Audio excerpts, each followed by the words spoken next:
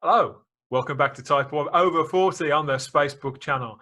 Yes, we are an after show, a before show, and an in-between show to the Type 40 podcast on the Fandom Podcast Network. There's myself, my good friend Rosie here to keep me in line, to watch my toxic masculinity, and my good friend Simon Horton. He's with me too. Hello, Simon.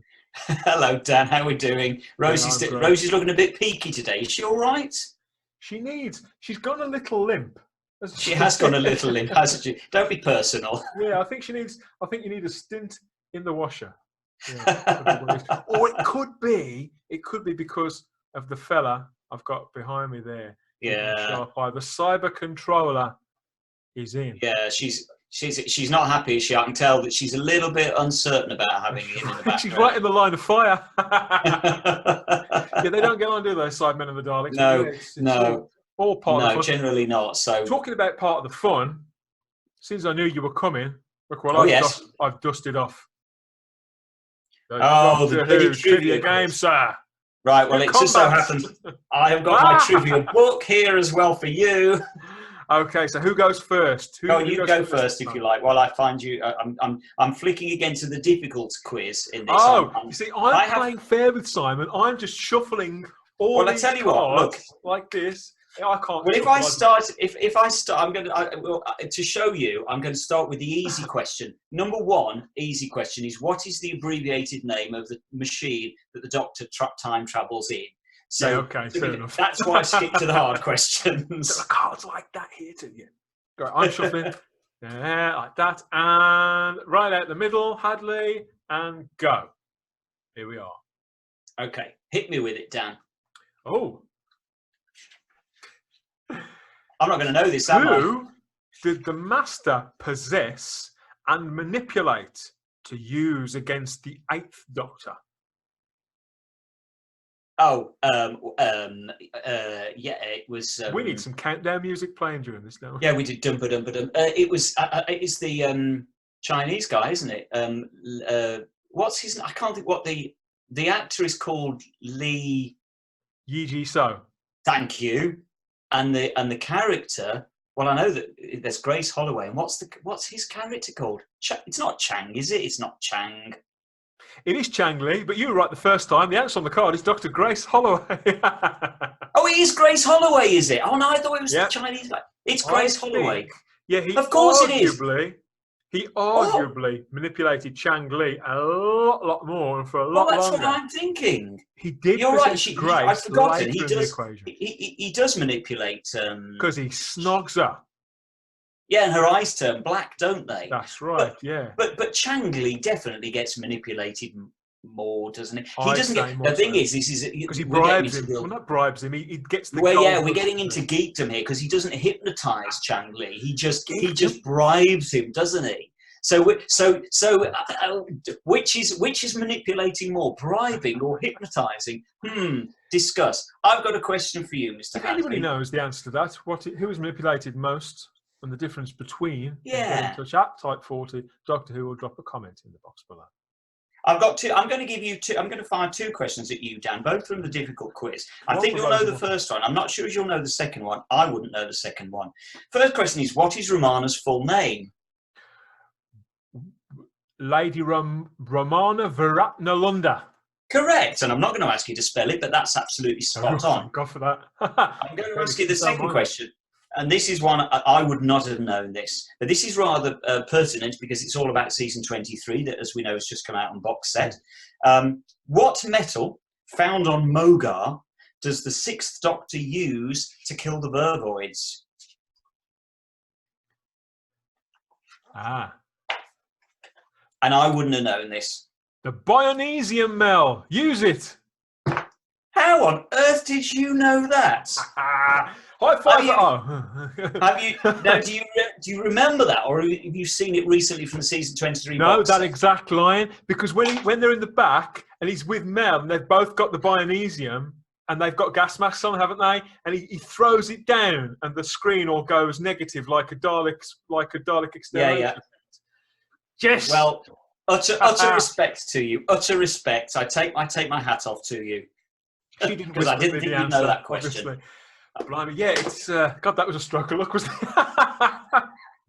All part of the fun. Yeah, if you want to test either of our knowledge, either from a quiz book or what you know, get in touch. Put a question down there, or contact us on Twitter, Facebook, or wherever you try and catch us out. We want to be caught out. Yeah, it's all good fun. Or maybe if you like, you can always come on to one of these shows. You can ring in. I'm working on that. So I think we should get people ringing into this, phoning in or coming in on video. That'd be a giggle, wouldn't it? Can they? Okay, you're on your own with that one. Yeah, technology. Yeah, not a chance. Well, we're back here this time. Firstly, we've just dropped a new podcast, Type 40, a Doctor Who podcast. That's episode number 37, where we all get together for a big talk about the launch, the soft launch, if you like, of Series 12. There's myself, there's Carl Wagner of the Fandom Podcast Network, there's Sarah, Starry-Eyed Girl, Graham, and Mr. Glenn Jakeman, the master of the rose-tinted DeLorean from back to the 80s, all together on the latest podcast talking about Series 12 and that first crucial trailer in this make or break series of Doctor Who. So yeah, you can go and listen to that, or you could have listened to it before or after, whatever. It doesn't really matter what order you do us in. And as a sort of companion piece to that, I wanted to get Simon in too, to have a little bit of a chat about what you thought of it all, Simon, because when it was on Doctor Who Day, they dropped this trailer, a minute's worth of brand new Doctor Who, which is really gets some people very, very excited and gets some people grinding their teeth. Which one were you? I think I'll probably fall somewhere in the middle, actually. I was intrigued as to why it got launched I think it was launched about 3 o'clock in the afternoon, wasn't it? Which was a really odd time. I think it's to do with time zones. There's something between us and America, all the big Doctor Who fan territories. That's probably the sweet spot. Because that's where they announced that Jodie Whittaker was going to be the next Doctor as well, around 3. Okay, because 3 o'clock in the afternoon is like 9 o'clock in the morning or something in the US, depending on where you are in the US. Anyway, whatever. I don't pretend to understand it. My feeling on it was very much business as usual, in that it was your typical Doctor Who trailer. Fast cut, lots of explosions, lots of running around, lots of quick cuts to aliens. It was more snappy dialogue. Yeah, absolutely. So it was just the thing is, I think what I'm trying to say is I've become somewhat blasé towards Doctor Who trailers over the years, since the return of Doctor Who back in 2005.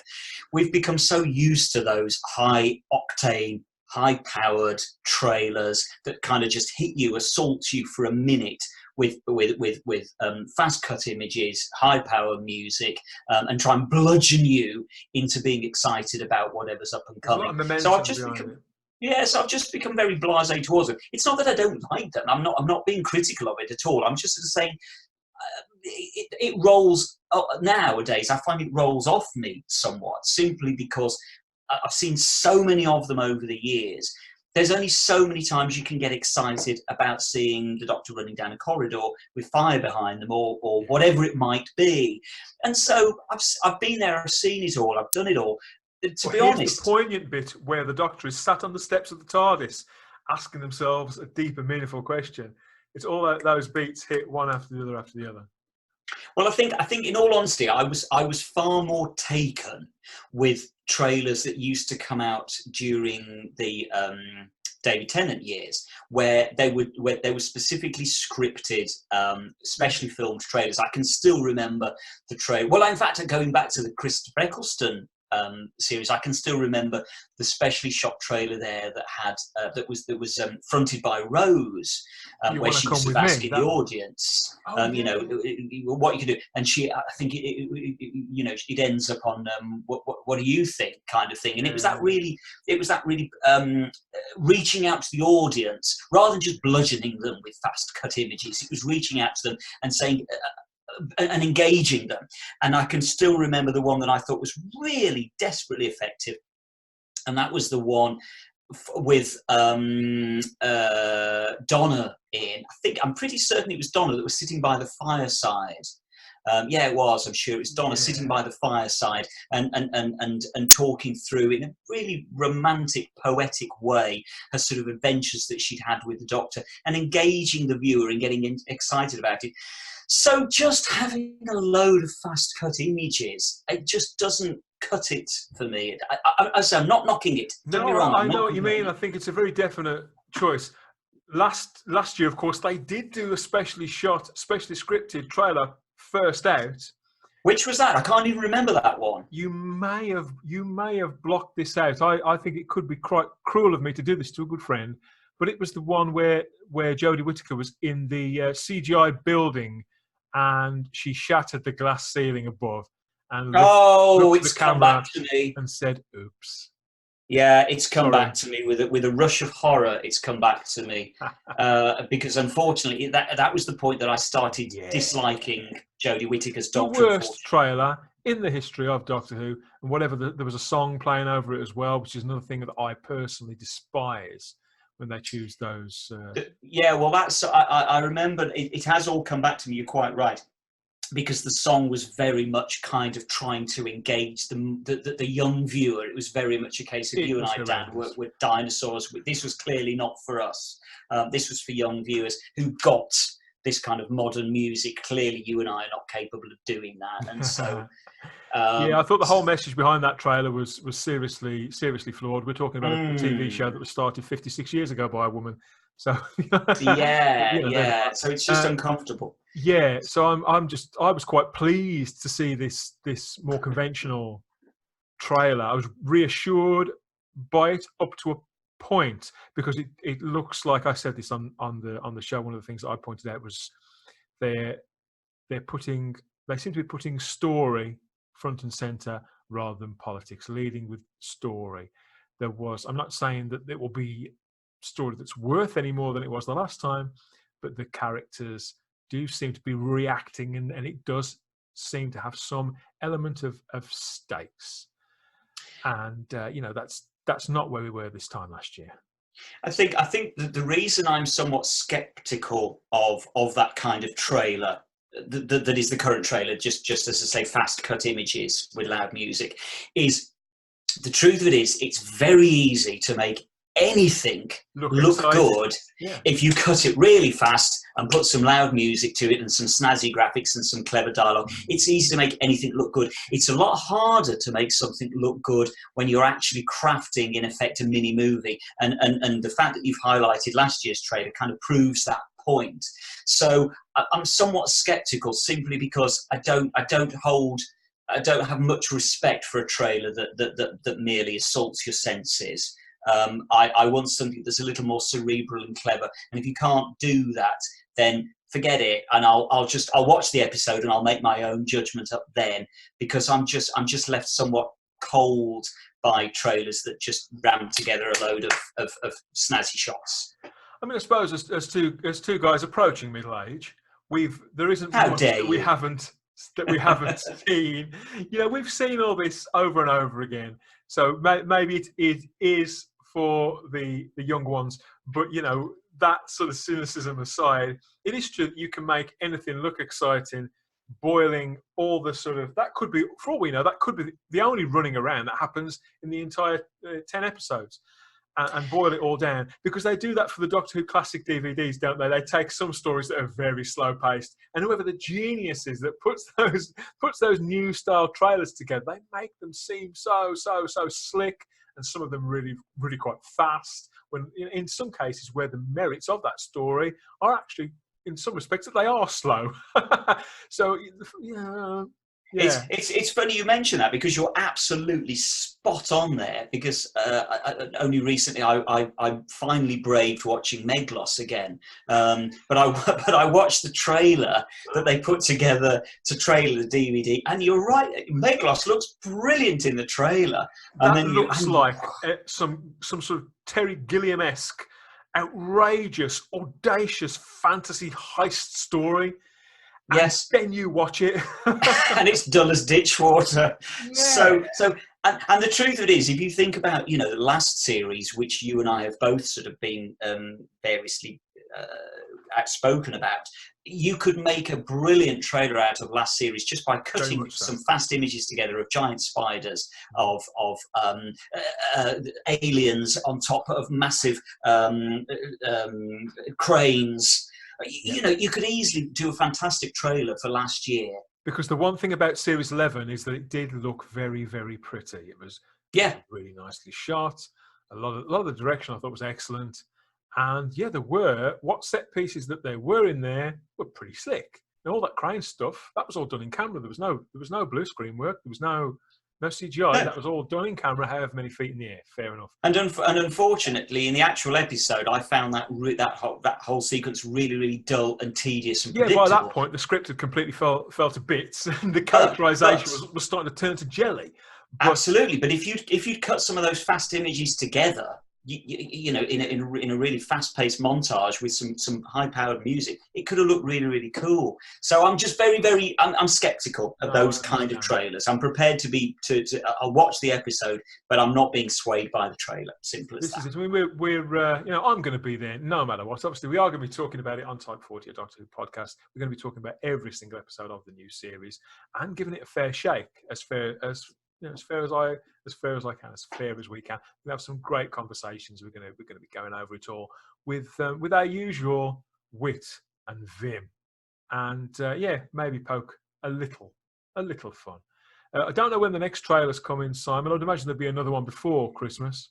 Yeah, I don't know. I mean, it still seems to be. Is it definitely now cast in stone 100% that it's definitely the first episode on New Year's Day, and then it continues? Then is that now absolutely guaranteed? Yeah, and the TV guides get published next week.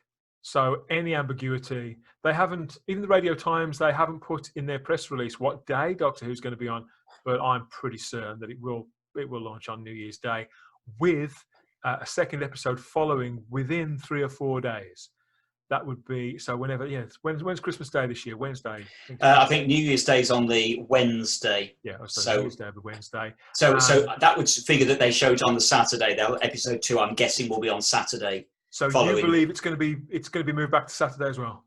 That's what I've heard. That seems to be the general feeling, that it's gone back to Saturday, which of course makes absolute sense. We've all been quite critical of Sunday just not feeling like a Doctor Who day in the slightest. But I mean, I'm interested with the trailer because it's caused a lot of discussion. There's a lot of discussion on the web about supposedly that's the Rachnos in there, or there's a lot of people saying no, it's a Sea Devil. I don't know. I mean, the thing is, as we've found out in the past, where we first saw the various monsters over the years, the Jadoon, for example, many of us thought they were the Sontarans. You know, we've got no real way of knowing because some of the redesigns have been so radical in the past. You know, I don't see a Sea Devil in that guy banging on the frosted glass at all. But then again, I have heard rumours that the Sea Devils are back. I've been hearing that for months. So, you know, they could be. I genuinely don't know. As for the Rachnos thing, I don't think she's a Rachnos. No, I don't. Having watched the trailer a couple of times, Anjali Mahindra is playing Queen Zaki or something like that. And yeah, to me, it looks more sort of Scorpion-esque. There's a few sort of spikes on her head and things. So who knows where that's going to go. I had no objection at all to seeing the Rachnos back. I think they were great monsters, underused, lots of potential there. She's a great actress. But yeah, I don't think Chibnall will dive that deep. I think there's a lot of Russell T Davies imagery in there, and there's certainly a lot of attempt to recapture the Russell T Davies energy there. Which again, you can hear more of me talking about that on the podcast. But as for the rest of it, you can make anything look a certain way, can't we? Watch this space, as they keep telling us. Talking about watching this space, this was what they teased us with originally. Yes. Image for Doctor Who Series 12. Now, this image was released as we're talking now, a good 3 weeks ago, I think it was. And I like the simplicity of it. I have to be honest. I love the image. As soon as I saw it, I loved it. I think it's immensely clever. I love the angle that it's been taken from. It's slick, as you say. It's clean. It's simple. It's sophisticated. And almost subtle. Almost subtle. This thing with the rainbow. The rainbow. Yeah. It's very subtle. And it wasn't what we got for Series 11, was it? No. No, well, no, because for Series 11 it was all rainbows and unicorns and and multicoloured planets. But so this is far more grown up, for want of a better word, and for want of a more controversial word. And it's beautiful. I love it. Whoever came up with it, I absolutely adore it. It's just unfortunate that for me personally, it still makes my heart sink because, you know, controversy alert, I just can't get Jodie Whittaker as the Doctor. I'm sorry. She's She's not a doctor to me. I'm really, really sorry for all those people out there that love Jodie Whittaker. I'm made up that you do, but for me, my heart just sinks when I see that. Usual disclaimer, everybody. Yeah, and to see the sonic screwdriver still in her hands, that so again, it just looks like, okay, it's just business as usual again. It's just Jodie Whittaker Part 2 that doesn't excite me in any large way yet. I noticed that although it is quite a strong image, you look at it even slightly closely and you can see that as a Photoshop job, the angles of it. First time I saw it, I could tell there was something not quite right as somebody who puts together digital artwork and artwork generally. And sure enough, you know, you flip it around a little bit, you see that they've actually moved the police box sign up pretty much to the roof to get it in there. You know, somebody created a new version, an alternative version, where the angles would be right to get that kind of shadow. Which, so it's not very well put together, but the central, like you say, the central shape of it, the patterns of it are okay, and it wouldn't be the first time that Doctor Who promo material has used iffy Photoshop now with it. You can't. Let's not be too unreasonable about it. And yeah, it was followed last week by this very colourful new promo poster with the cast. And unfortunately, this is where my heart sinks just further, because yet again, we're just kind of back to rainbow planets, and they might as well put a unicorn down in the bottom right-hand corner. So, yeah, it's still not my idea of Doctor Who. It's very much, if you're on board already, and if you liked what you were given before, then odds are you are going to like this. I like this poster a lot more than the Watch This Space one. I like the use of the white, and I do like, because Jodie Whittaker, when she was first talking about this costume last year, which I think is appalling, 99% of it, the silhouette of it I do like, and she has always said that she wanted the inside to be that dark blue because she thought it represented a night sky quite well. You know, so I'm not against that entirely. So I do think it's nice in that respect. But there they all are. All looking in completely different directions, or the companions behind her. Yeah, so it doesn't. Again, close scrutiny, but yeah, I mean, you could start to analyse it, couldn't you, and talk about the fact that they're all looking in completely opposite directions. Could have got three people together in the same studio, for heaven's sake. Yeah, but I don't know. As a graphic artist myself, the same as you are. It's an interesting decision to have them all looking in different directions, because they could have had them all looking in the same direction. It's something you can certainly do, but as I say, as a graphic artist would tell you, once you have everybody looking in different directions in a picture, it creates a completely different dynamic to everybody looking in the same direction, which creates a far more strong and unified image.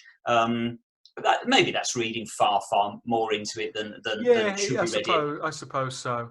The tagline "Space for All" has wound a few people up, because obviously last series 11, and in the interim we've had plenty of talk from Doctor Who. You know, any criticism of this show and the politics of the last series were very much to sort of against a certain demographic, that it maybe wasn't for all anymore. It wasn't for us anymore. So, you know, maybe there's been a change of heart. Maybe they want to welcome us back. Maybe they're genuine with this sentiment. That there is room for everybody, including us old farts. We'll see how that plays out. Maybe it's interesting that Chris Chibnall was recently quoted, wasn't he, as saying that how pleased he was with season 11, and that it had. He's always been very pleased with himself. Yeah, and the statement that just absolutely gobsmacked me was where he said that they had retained, with series 11, they had retained all the original audience and built on that with a new audience as well. And I'm just like, does he actually know what he's saying there when he says they retained all the original audience? It's widely known, not just in fan circles, but in the media generally, that they lost an enormous chunk of their established audience. And the fandom's divided, the sliding ratings has never been more drastic. Well, and the irony of it is, of course, that it's not that long ago that we had, was it Mandeep Gill that was quoted recently, only a month or so ago, as saying that the production team of Series 11 had actively, in effect, decided to drop a lot of their established audience because they decided that if they weren't with them, they wanted them to go. I don't think it was Mandeep Gill, but somebody did say something to that effect, yeah. That they and so you kind of think, okay, this is... But they knew that some of it would be divisive. That's right. It was that guy who was a guest actor on Demons in the Punjab. That was it. It was the guest actor. You're quite right. You're quite right. From Demons of the Punjab. Yeah. And so that's contradictory because on the one hand, that we're hearing that the production team were very happy to leave some of their audience in the dust because they didn't want them. But then on the other hand, Chris Chibnall is saying we managed to keep all of our existing audience and build on that. So you're getting completely schizophrenic, odd, contradictory statements. This is a man who has publicly, obviously I don't know Chris Chibnall at all, but publicly he's got a history of talking out of his bottom.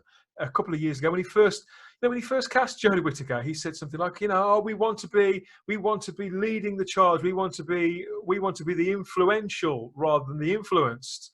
And yet he cast, he did the gender swap after however many other properties had already done it. So this is a guy who seems to live in some sort of creative bubble. Is he really that unaware of all the other creative choices that are being made, all the casting choices that I don't believe he is? Is he really this unaware of the fan base? That's quite likely because I don't think he cares. I think Jodie, I think the cast do care. They meet the fans all the time. I've heard numerous accounts of you, the public, the fans, meeting Jodie and Mandeep and certainly Bradley Walsh. I don't know so much about Tosin, but probably him too. And how lovely that they've been. I've no doubt that's genuine. But Chris Chibnall, he's been a fan. He knows the fan base. He knows this dance. So to come out with stuff like that at a time when the fandom is more divided than ever, it's got to be bullshit. Well, it just, unfortunately, saying something like that just smacks of arrogance when and we all know that they've lost a significant chunk of the fan base. So it's just being somewhat... It was a rehearsed answer. He was always going to just give that line and that was the... Yeah, it just seems a bit insensitive, really. It's a bit of an insult to say that they didn't lose any of the audience when we all know that they did, and he knows that they did, and he knows we know that they did. And it's just, I don't know. It's just not. It just doesn't feel a way to win fans back. Do you think this is a way to win any fans back? Bringing back the Jadoon. Well, not for me personally. We've talked because here's that photo again.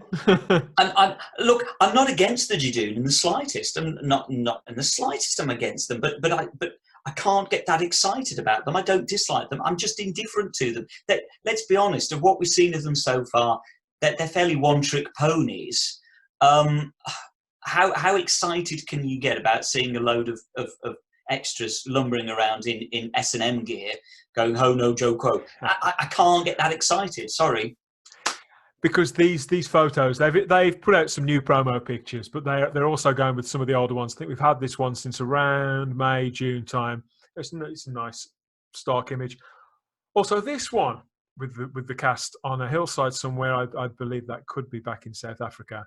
And Jodie's new costume, which I can't see her being in for long because both Ryan and Graham are both wearing Dickie bows too. Bow ties are cool, of course. Cool, apparently, yeah.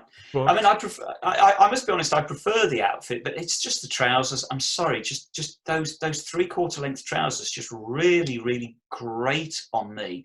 Maybe I'm just a traditionalist. I just don't feel we should be seeing the Doctor's naked leg. I'm sorry. I agree. I think that it does look better. Right. It's nowhere near as hard on the eye, but it still looks like somebody playing dress up. Is my yeah, I think I think you're right. I think that's a very good analysis of it. That's exactly what it looks like. But then maybe, I don't know. Maybe if we looked at I don't know, Tom Baker wearing his season 18 burgundy outfit, would we have said, oh, it just looks like somebody doing a version of a Tom Baker costume? Maybe we're just being a bit harsh. I don't know. I just know that those trousers with the boots at the bottom of them just really, really rankle with me. Because I have had a good laugh about it. You've had people, people have been saying to me, posting in various places all over the internet and whatever, other fans on Twitter who now say how much better this costume is than the other one. But according to them, Jodie's usual costume was brilliant until, and if you said a word against it, you were a horrible sexist. It's funny how things can change. But that's obviously part of the story, I think. We've got numerous other things in the trailer where she's dressed as James Bond and the Doctor, and all that sort of thing. Yeah. So we're going to have a few changes of clothes, which I thought that in the last series, they seem to be wearing the same clothes pretty much all the time and never really seeming to not blend into the background, because, you don't really want them to. You want a certain clash like that, but the stories and everything that was happening around them, they never seemed to interact with it to any great extent. It was a very, very strange run of stories and very disconnected, I felt. So, this is another reason why I think Series 11 is so bad. It's the texture and the flavour of it and the whole ambience of it just doesn't seem anywhere near as whole as that which we've been getting under Stephen Moffat and certainly under Russell T Davies. This is it. Things can change. For all the hyperbole, Simon, for all this, we're doing everything right and everything went well and everybody loves us, and people who didn't like it before, they love us now too. For all of that, they must be aware of where that series fell flat and the things that people were saying about it. Otherwise, I don't think we'd have had that fast cut trailer we've just been talking about. They would have gone with another silly monologue. No, well, that's right, and that's why I kind of think that fast cut trailer is indicative of they're trying a new direction again. They're trying to go back to basics, to use that horrible phrase. Yes, let's hope it's all been tweaked. Something that definitely has been tweaked, he says with a clumsy lead in, is TARDIS. Have you seen this, Simon? Yeah, I've seen that. I can't actually really see too much about what the difference is, but either way, it's still ghastly. I just cannot stand the new TARDIS. It's horrible.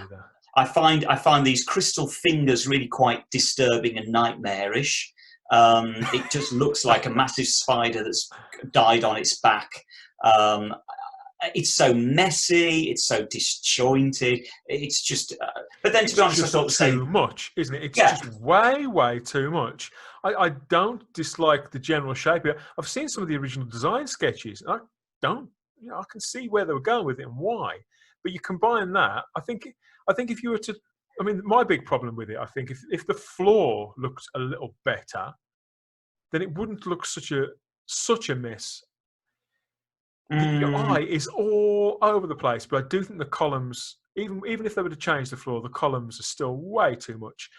I noticed they've put the lit roundels in the centre of the. The way that those columns, those crystals, sort of wag in and out, it's way too much. Yeah, as I say, it's just very, very messy. It just doesn't do anything for me whatsoever. I hate the console. It's just really bitty.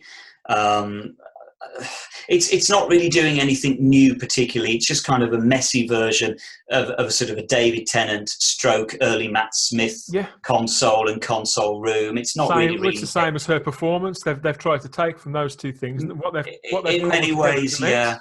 Yeah, in many ways, I think you're right. So yeah, it's not my cup of tea. Again, I hate to be negative. It either floats your boat or it doesn't. And I like the back walls. I do like that kind of the cog elements. They remind me of Gallifrey. They remind me of the Invasion of Time and things like that. Stories like that, Deadly Assassin. So I do kind of like that.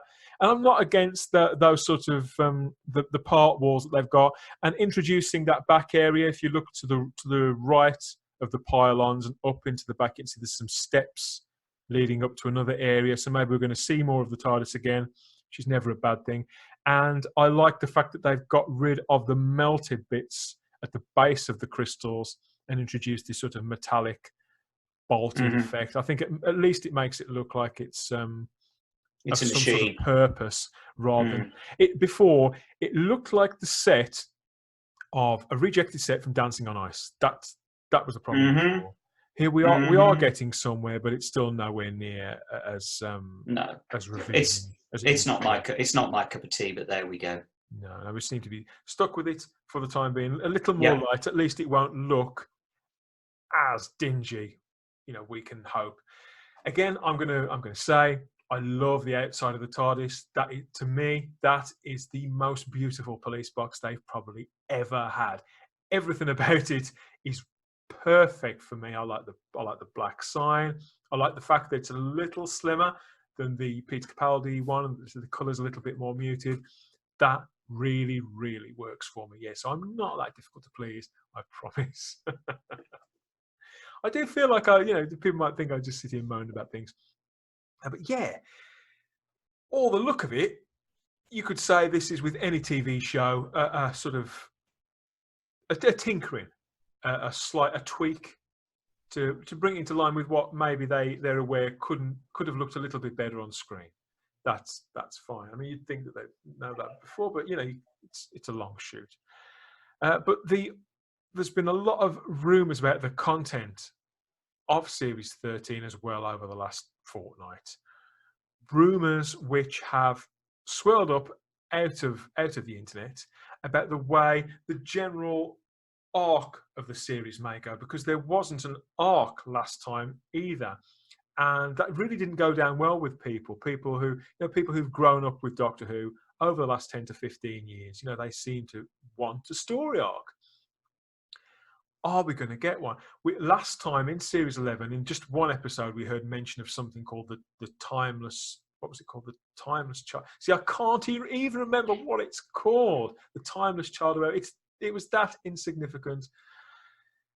But others have latched onto it, and there's talk that we're going to revisit that storyline, that we're going to get some sort of depth to it, and that maybe that's even what the Doctor was talking about when she sat on the steps of the TARDIS halfway through the trailer. You made it to week 2, didn't you, Simon? Is that anything that really you latched onto that you remember? From the previous series? Yeah. I to be honest, I can just remember so little about that series. Something because it was hidden from yourself, the Ribbon Monsters said. Yeah, that was it. Right. It was just so forgettable. The last series was so forgettable. There was nothing memorable in it at all for me. Because people have continued to. Well, that's fair enough.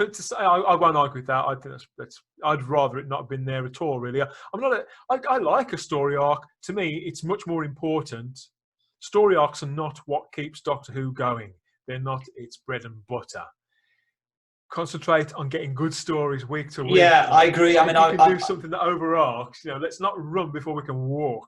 I agree. I've never been interested or sold on story arcs. I'm not even sold on Bad Wolf from Christopher Eccleston's series. I wasn't sold on that. I'm not even really sold on The Key to Time or Trial of a Time Lord. I don't feel the need for a story arc. As you say, get the story right first. Get the actual script right. That's the most important thing. It really, unless you've got an absolutely gobsmacking story arc, it just doesn't work. And even, as I say, I guess the best story arc from recent years has been Bad Wolf. But even that doesn't really work well, simply because it was all retrofitted anyway. They didn't know what they were doing. They only sort of latched onto it about halfway through making the series. They suddenly thought, oh, that's quite a good story arc. So they then started to retrofit it into it. Yeah. And so I'm just not sold on story arcs. I've never seen a story arc that's made me go, wow, that's clever. No, just give me a good script and forget the story arcs is my belief, to be honest. Well, have you heard these rumours about where they could be going with this, and the idea that there is something hidden about the Doctor's past? Yes, I've kind of vaguely heard what, but so you might know more than me. The rumour is, and this has been circulating again for about a fortnight as we talk, that how they're going is that this storyline, this Timeless Child storyline, whatever it is, that it's going to lead to the reveal that the first Doctor, as we know, the gentleman played by William Hartnell from 1963, and who we recently saw played by David Bradley, that wasn't the first incarnation of the Doctor after all, and that he hasn't been lying to us, that there's a whole lifetime before the point in which we first meet the Doctor that we've never seen before, and the Doctor himself didn't even know about. Maybe even an entire cycle of regenerations or multiple cycles of regenerations that existed before the first Doctor. And this story was brought to the internet, really, by Gary Beaker at Nerdrotic. In this video he put up a couple of weeks ago, Doctor Who's Doom, season 12 rumour, and more soap opera writers. Yeah, where he put this out there. He'd been sitting on it for a few months, so he was explaining. But yeah, he explained how the regeneration cycle story, how they could be looking, not just the fact that there'd been multiple regenerations before, but that they had all been women, and the Doctor originally had been born a female, had been born a little girl. And obviously he does underline time and time again that this is just a rumor, where YouTubers and people such as ourselves, we don't purport to be news sources at all. We react and we report to rumors and we speculate. That's what you're here for, really, is to speculate and to geek out. That's not rocket science. So he does expressly state that, and I would be letting him down if I didn't pass that on. But Simon, last March, April, I'd heard exactly the same rumor. I've heard the same rumor from at least one other source. Because we haven't spoken about this yet, have we? You and I? No, we haven't spoken about it simply because it was such a heavily shrouded rumor back then that I don't think anybody was taking it seriously at all. I certainly wasn't. No, and in all honesty, Dan, I'm still not taking it seriously now. I don't know about you. I don't know what your thoughts are. And I'm not taking it seriously. I genuinely think this just smacks of pure fan speculation. It's almost the kind of thing that it's fan fiction to a large extent. It's the kind of thing that somebody might do as fan fiction. And secondly, I just genuinely don't think, even for all my misgivings with the current production team, I just genuinely don't believe that they would come up with something quite so controversial. Crackpot, controversial. I can't imagine it. I cannot imagine that they would come out with anything quite that dangerous. So my genuine feeling is I genuinely don't believe it. What does concern me, though, that sort of shakes my belief in that a little bit, is these claims that we're now getting in the last sort of week or so, with the press releases coming out for the new season coming up, that we're being told that this first episode is the biggest episode in the entire history of Doctor Who, which is quite a claim. That is quite a claim. Yeah. They've got a lot to live up to. When they say, I think they added the caveat that it might be the biggest. This might just be the biggest episode in Doctor Who history. But nonetheless, they've thrown it out there that this is really big, and there are going to be some really big things happening in this episode. So that is quite a claim. So firstly, they've got a lot to live up to. But secondly, just talking that kind of rhetoric just begins to worry me then. Because, okay, they have got a lot to live up to, so you kind of think, okay, what could they do that would make it the biggest episode in Doctor Who history? And, of course, one of the things they could do is entirely rethink what we think we know about Doctor Who, such as, for example, giving the Doctor an entire regenerative cycle of women prior to William Hartnell. That will be quite big. So that just begins to make me nervous then. So I don't want to believe the rumours. I don't believe the rumours. It's because in the back of your head, just like me, you're thinking, it would be a really stupid thing to do, but are they actually that stupid that they maybe do it? This is the man who cast the female Doctor. I'm sorry, who has put us in this situation for no other reason than bowing to pressure, really, and current real world politics and the present pop culture landscape. And I think with a property, it's one thing to create an entire new show or an entire new character within an established show and universe based on that principle. but to completely revolutionise, reinvent a long-standing cultural icon like the Doctor based on it. A few years ago, would you have said somebody would be stupid enough to do that? It's just all for me. This whole I'm just I not don't believe interested. it either. But I don't want to lure myself into a false sense of security by dismissing it out completely and then have it happen, because that would probably ever so slightly break my heart. And I know I'm not the only one. I just think if this is the case, that and whatever, even if it isn't the case, I just feel the series is just losing its way and just getting bogged down. It's another cheap gimmick. With this its own mythology. I don't give a damn, to be honest, Dan. I just want to see some damn good stories about aliens kicking 10 bells out of other aliens. That's what I watch Doctor Who for. I watch it for the Doctor getting lost in space in a blue box and arriving on a planet that he doesn't know what's going on, and using ingenuity. Sorry, I used the masculine phrase there and called him a him. Oh, shoot me. But I see him arriving on an alien planet, not knowing what's going on, and using ingenuity to solve the problem. That's what Doctor Who is about to me. I don't care. I don't want to have the mythology messed up by whether there's a previous regenerative cycle. I got irritated when they started messing it all up during the David Tennant years about which regeneration actually was the Doctor. I got even more irritated then with the Matt Smith years when we get the War Doctor. I don't want all that. I just want some good stories. I don't care about this deep mythology that we're somehow supposed to be obsessed by. I'm sorry, I'm not obsessed by it. Just give me good stories. General reactions from people I've been speaking to, we've asked our Facebook group about it. You've asked the Whonatics as well. We've asked them about it, and it's been universally poorly received. Very few people are keen on this idea. Even people who enjoyed last series are a bit like sort of chewing through this, trying to justify it in a couple of cases. Maybe there are people who are all for it and justifying it with the whole thing about the other and the attempts to change the history of the Doctor in the Sylvester McCoy era under Andrew Cartmel, creating this character of the other who was going to be that third one of the Trinity with Omega and Rassilon, who would have founded Time Lord Society, and that would turn out to be the Doctor who was going to be so much older than we ever knew before, and all that sort of thing. The other. But I don't know how you feel about that, but the way I feel about it is the other didn't actually happen, did it?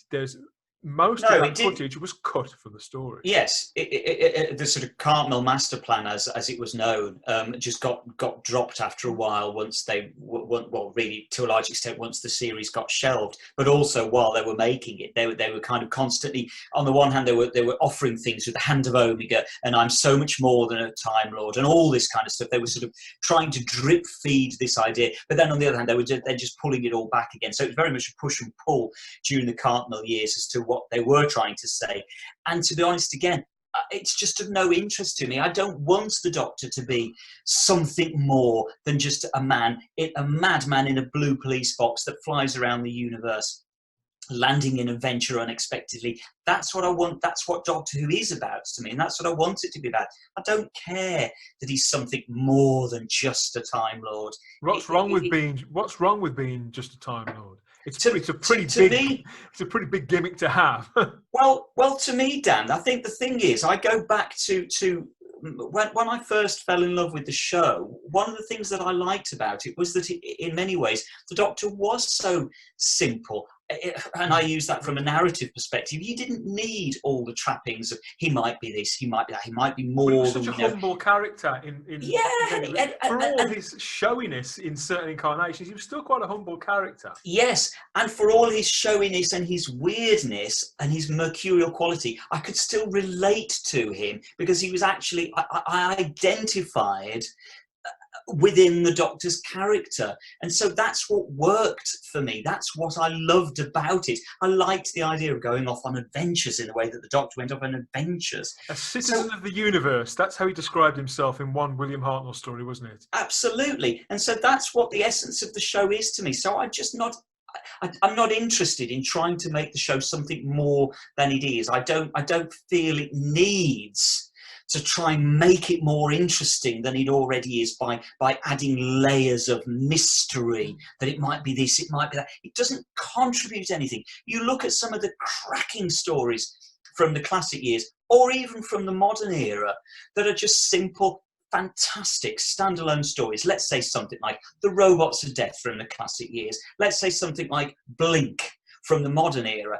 All of those stories, they've not got no pretensions about being something more than just a cracking good story. That's what it needs. You don't need multiple layers of mysterious trappings to entice an audience. Just give them a damn good story. And I think it's telling, the fact that we're talking about this and we're relating it so strongly to the the very tail end of the classic run and the Sylvester McCoy era, when they were very much reaching in the dark, firing these things off almost out of desperation. I think the difference, the big difference back then, was that Andrew Cartmel, for all that he was encouraged and brought on by J&T, and for all that we owe Andrew Cartmel, in fiercely sort of creative man, big thinker who did so much for Doctor Who, he had J&T to recognise that the audience, we didn't want that character. That wasn't what made the Doctor tick. That's not why he had endured. That wasn't why he was the hero of 2 or 3 generations of kids, even at that point. So J&T was able to sort of bring Andrew Cartmel back into check, bring his neck in, and get that stuff cut out. Who keeps Chris Chibnall in check? Well, Chris Chibnall. Exactly. Basically keeps Chris Chibnall in check. I keep thinking it's possible. It's very possible he could do it. Let's hope not. Doctor Who will be back with us, we suspect, on New Year's Day for the first of a 2-part story with this slightly refreshed logo. I'm sure that everything else will be the same opening titles and things like that. But yeah, it's looking like New Year's Day. 10 new episodes. I'm going to put a link in the show notes to this, to Gary Beekler's original video about all that speculation, so you can check it out for yourself, make up your own minds. And yeah, we're just going to keep our fingers crossed, aren't we, Simon, that it comes to nothing. Well, unless, of course, they manage to pull it out the bag and we come back on at the beginning of January and we're like, wow, that was really clever. Yeah, they did do it well, and there is a regenerative cycle before William Hartnell, and I can believe it, and they did it brilliantly. You never know. Maybe we will. I go in with an open mind. I wait to be convinced. I suppose anything's possible, isn't it? You never know. Yeah, 2020 is just around the corner. Watch out for more of these videos. There's more podcasts coming between now and Christmas. We've got a few things up our sleeves.